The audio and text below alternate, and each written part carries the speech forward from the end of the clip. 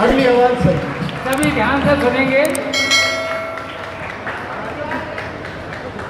उपस्थित मंचासीन अतिथिगण एवं सामने विराजमान सभी महानुभावों को मेरा राम राम।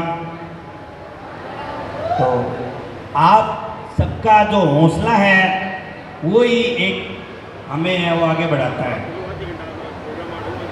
हमने अभी तक अपने जीवन में आप जैसे महान लोगों के हौसले से प्रेरणा से ही कुछ ना कुछ है वो हासिल किया है और आगे भी यही चाह रहे हैं कि क्योंकि एक आदमी के चाहने से कुछ नहीं होता है। अकेला अगर वो चाहे तो कहीं ना कहीं उसको पॉजिटिव जो ऊर्जा है वो मिलती है। ऐसा ही हमारे साथ हुआ है।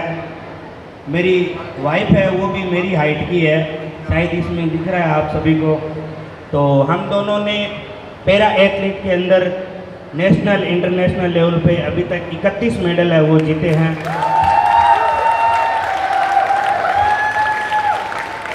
किसी कारण बस मेरी वाइफ वो आ नहीं पाई क्योंकि हमारे एक बेटा है 5 साल का, वो भी हमारी हाइट का है। ये बात मैं आपको इसलिए बता रहा हूँ कि वो हमारी हाइट का फिर भी हम निराश नहीं हुए हैं। हम यही सोचते हैं कि हमें जब 22-23 साल की उम्र में पता चला कि हमारे दिव्यांगों के अलग से गेम होते हैं तो हमें तो उसके बचपन से ही पता है कि गेम होते हैं तो उसको और आगे लेके जाएंगे। मतलब जीवन में सकारात्मक ही सकारात्मक है, नेगेटिव कहीं नहीं सोचते हैं। और ये मैं देखता हूँ सामान्य जो और होते हैं वो ये अगर उनके थोड़ा बहुत भी कुछ हो जाए या जीवन में कहीं भी अड़चन आ जाए तो यही सोचते हैं अल्लाह अब क्या कर से। रियलिटी है ऐसा ही होता है। अब राजस्थान में जैसे हम कहीं जाते हैं तो लोग मेरे को कहते हैं कि भाई साहब थारे नाप नहीं क्या जूती चप्पल आ जाएगी। तो मैं माने सकारात्मक रूप में वही जवाब दूँ कि मैं लिए मेरे नाप की लुगाई तो जूती चप्पल की चीज़ है। मतलब जीवन में हमेशा पॉजिटिव ही सोचा है और वही हमें आगे बढ़ाता है। अगर मैं ये नहीं सोचता तो हो सकता है आज मैं मेरे गांव में होता और अपने आप को अंदर ही अंदर यही सोचता कि ईश्वर ने मुझे इतनी छोटी हाइट क्यों दी है और सब ये कर सकते हैं, मैं ऐसा क्यों नहीं कर सकता हूँ। हालांकि जब मैं मैच्योर नहीं था, बचपन में जब स्कूल में होते थे बच्चे दूसरे वो खेलते थे दौड़ते थे तब मैं उनके बराबर नहीं खेल पाता था, उनके बराबर दौड़ नहीं पाता था। वो कोई खो खो खेलते क्यों स्कूलों में पहले ऐसे गेम थे, कोई क्रिकेट खेलता तो मैं नहीं खेल पाता। और जब तक समझ में नहीं आता तो मैं यही सोचता था कि भगवान ने मुझे ऐसा क्यों बनाया है, मुझे ऐसा क्यों जीवन दिया है कि मैं इनके बराबर न तो खेल सकता हूँ न दौड़ सकता हूँ। लेकिन उस समय तो ये लगता था, लेकिन जब बाद में मैच्योर हुआ तो मुझे अपने आप को गर्व हुआ कि भगवान ने मुझे सबसे अलग बनाया, यूनिक बनाया है। और इस भीड़ से आधी जंग तो वैसे ही जीत गया हूँ कि सबसे अलग हूँ। तो यही मेरे लिए एक पॉजिटिविटी है। आज भी हम जहाँ भी जाते हैं तो कैसी भी स्थिति में हो, चाहे छोटा बच्चा हो चाहे बड़ा हो, वो हमें देखकर हंसता ही है, रोता कोई नहीं है। तो ये मेरे लिए सबसे बड़ा हथियार है कि मैं या मेरी वाइफ हम किसी को हंसा रहे हैं, किसी के चेहरे पे मुस्कुराहट लेके आ रहे हैं, किसी को रुला नहीं रहे हैं। इसी ऊर्जा के साथ मैं आगे बढ़ता हूँ। अब चाहे आप मुझे एक बंदे के आगे पेश कर दो जो हज़ारों की संख्या में तादाद में, वहाँ हम कहीं भी हिचकिचाहट नहीं है क्योंकि मन से शंका निकल गई है। हमें पता है कि हम यूनिक है। और ऐसा मैं ये इसलिए बता रहा हूँ कि जो नॉर्मल बच्चे होते हैं या किसी के घर में या आसपास माहौल में जो दिव्यांग बच्चे होते हैं तो ऐसी स्थिति में हम क्या करते हैं, बेचारा शब्द लगा देते हैं। बेचारा ये तो कुछ कर ही नहीं सकता, हम आए थे तो हम इसको खाना दे देंगे और बाद में भाइयों पे डिपेंड कर देते हैं। दिव्यांग बच्चे की बात कर रहा हूँ। ऐसा हमें नहीं करना चाहिए। हमें देखते ही लोगों की सोच यही होती है कि अभी भी बोलते हैं जिनको पता नहीं होता है वो कहते हैं भाई जी थे सर्कस में काम करोगे या थे सर्कस में उड़ जाओ, थारे लिए बहुत है। मतलब बोना आदमी दुनिया के नज़र में सिर्फ एक सर्कस में जोकर का रोल ही प्ले कर सकता है। वो लोगों की भावना है और उस मिथ्या को हमने तोड़ा है। और ये आप कभी भी कर सकते हो। आज के समय में हर क्षेत्र के अंदर कंपटीशन है, चाहे शिक्षा में ले लो, स्पोर्ट्स में ले लो, बिजनेस में ले लो। ऐसा कोई भी क्षेत्र नहीं है जहाँ कंपटीशन नहीं है। आज की युवा पीढ़ी है जो थोड़ा सा अगर असफल हो जाए तो निराश हो जाते हैं। वो यही सोचते हैं कि अब तो बस जीवन में सब कुछ खत्म हो गया। मैं मेरी बात बताता हूँ, जब मैंने पढ़ाई की, मैं गांव से आता हूँ, मेरे पिताजी मजदूर वर्ग के हैं। वो कभी ढाणी में रहते थे तो मुझे स्कूल जाता था तो बहुत प्रॉब्लम आती थी। कई बार कंधों पे छोड़ते, डेली ये हो नहीं पाता था, क्योंकि अगर वो मेरे को छोड़ने लाने में रहेंगे तो हम खाएंगे क्या। तो मेरी जो कक्षाएँ हैं नियमित रूप से पढ़ाई हुई मेरे रिश्तेदारों में हुई।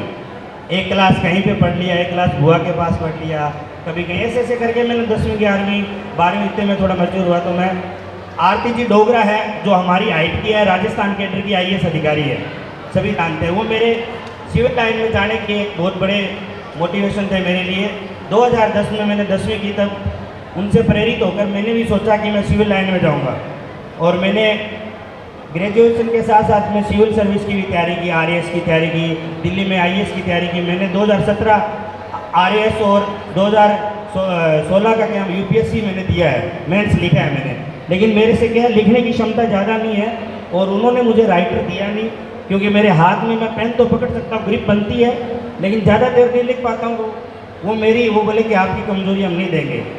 तो मेरा सपना तो वो था, लेकिन वो राइटिंग की वजह से, ज़्यादा न लिखने की वजह से बीच में रह गया। फिर भी मैं निराश नहीं हुआ, मुझे तुरंत फैसला लेना पड़ा। 2017 से हम गेम में हैं। मैंने वहीं पे जो मैंने तैयारी की थी, आज भी जो मैं वो नोट्स वगैरह देखता हूँ तो थोड़ा अफसोस होता है, लेकिन फिर यही सोचता हूँ कि जो हम सोचते हैं वो नहीं होता है, और जो होना होता है वो सोचते नहीं हैं। आज भी मेरे साथ वाले जो कैडर के आईएएस आरएएस अधिकारी हैं, वो मुझे यही कहते हैं कि हम तो जहाँ जाते हैं, जहाँ हमारी पोस्टिंग होती है वहाँ तक ही हम सीमित होते हैं, और हमारे एक पोस्ट है उसकी हमारी कदर है। लेकिन आपने स्पोर्ट्स में इतना कुछ किया है कि आपको हर जगह जानते हैं। मतलब वो एक तरीके के मुझे हौसला दे रहे हैं, तो मुझे थोड़ा सा गर्व होता है कि हाँ, स्पोर्ट्स है वो बेटर है। तो यही मैं युवा वर्ग के लिए कहना चाहता हूँ कि हमेशा पॉजिटिव रहो, निराश मत हो। असफलता के पीछे ही सफलता है, जीवन में आगे बढ़ते रहो। और आज के टाइम में अगर थोड़े से असफल हो जाते हैं तो युवा पीढ़ी है वो एक नशा है, उसके तरफ थोड़ा अग्रसर हो जाते हैं। उनको लगता है कि हम जो जिससे हम असफल हो रहे हैं वो अगर ये थोड़ा सा कर लेंगे तो हो सकता है हमारी वो निराशा है, थोड़ा ऐसे लगेगा नहीं हम, तो वो ऐसे ऐसे कर करके नशा थोड़ा थोड़ा करते हैं और उसके आदी हो जाते हैं। तो नशे से भी दूर रहना चाहिए, आगे बढ़ता रहना चाहिए जीवन में। इसके अलावा हमारी कॉमेडी वीडियो जाते हैं दोनों हस्बैंड वाइफ के, तो वो भी हमें वो करते हैं। वो करने का मतलब ये नहीं कि हम आपको यूँ ऐसे लिए बता रहा हूँ कि हमारे जैसे या और भी लोग बहुत सारे हैं, वो अपने शरीर को कमजोरी मानते हैं। कमजोरी नहीं मानना चाहिए शरीर को। हम अपने आप को ताकत बना के हम हमेशा यही खुश रहने की कोशिश करते हैं। हम हमारे खुद ही है, हमारे प्रेरणा स्रोत है, और हम अपने आप को एक मोटिवेशन रखते हैं। तो अपने जीवन में हर आदमी के अंदर अपनी काबिलियत होती है। दूसरे जगह अगर जागना है, अगर हमेशा बस यही है कि कुछ भी सोचो, अगर सकारात्मक रूप से सोचेंगे तो निश्चित ही हम आगे बढ़ेंगे। ज़रूरी नहीं है कि कई बार है वो मैंने अभी सोच लिया और तुरंत हो गया। जैसे अभी कह रहे थे कि 24 घंटों में सरस्वती एक बार विराजमान होती है, ठीक है, ये एक पॉजिटिविटी है। लेकिन अब कई ये सोच लें कि मैं 24 घंटों में सिर्फ एक बार ही बोलूँगा और वो कर लूँगा, तो ऐसा ना करें। जीवन में हमेशा है वो आपको जिस भी फील्ड में करोगे मेहनत करनी पड़ेगी। और एक बार मैं पुनः धूम धड़ाका चैरिटेबल ट्रस्ट का आभार व्यक्त करता हूँ कि उन्होंने मुझे यहाँ आप सबके बीच में आने का अवसर दिया। बहुत ही शानदार प्रोग्राम था और बच्चे की जो परफॉर्मेंस थी वो भी अच्छी थी। आजकल लोग वो डांस करते हैं, उनसे हटके जो उस बच्ची ने डांस किया वो बहुत ही ज़्यादा था, क्योंकि आजकल लोग क्लासिकल जानते ही नहीं है, और उसने किया, बहुत ही अच्छा लगा। तो एक बार पुनः मैं चैरिटेबल का धन्यवाद करता हूँ कि उस ग्रामीण एरिया से या शहरी बच्चों को प्रतिभाओं की जो खोज कर रहे हैं, इन्हीं बच्चों में से आगे देश के जो अन्य क्षेत्रों में जाते हैं बच्चे, और ये वो वर्क कर रहे हैं, उनमें से चुनकर आगे भेज रहे हैं हर फील्ड के। तो एक बार पुनः मैं इन सभी समिति के को धन्यवाद व्यक्त करता हूँ। जय हिंद, जय भारत।